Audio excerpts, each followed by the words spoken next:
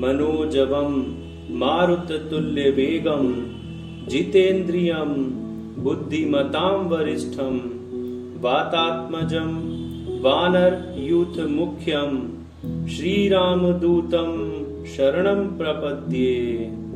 अर्थात हे मनोहर, वायु वेग से चलने वाले, इंद्रियों को वश में करने वाले, बुद्धिमानों में सर्वश्रेष्ठ, हे वायुपुत्र, हे वानर सेनापति श्री रामदूत, हम सभी आपके शरणागत हैं। सुख, संपत्ति, यश और संतान प्राप्ति के लिए मंगलवार का व्रत करना शुभ माना जाता है।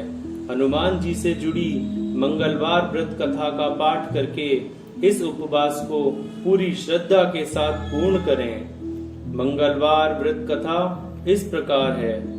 प्राचीन समय की बात है, किसी नगर में एक ब्राह्मण दंपति रहते थे। उनके कोई संतान न होने के कारण वह बेहद दुखी थे। हर मंगलवार ब्राह्मण वन में हनुमान जी की पूजा के लिए जाता था।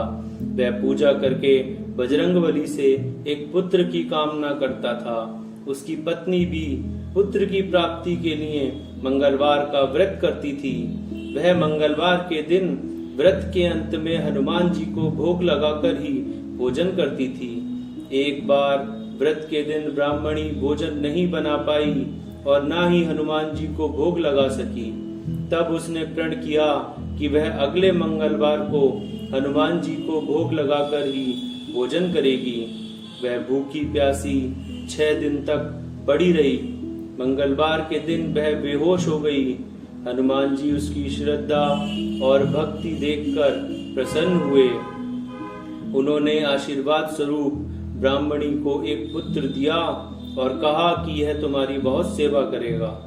बालक को पाकर ब्राह्मणी अति प्रसन्न हुई। उसने बालक का नाम मंगल रखा।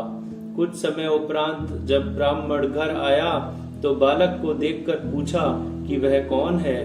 पत्नी बोली कि मंगलवार व्रत से प्रसन्न होकर हनुमान जी ने उसे यह बालक दिया है।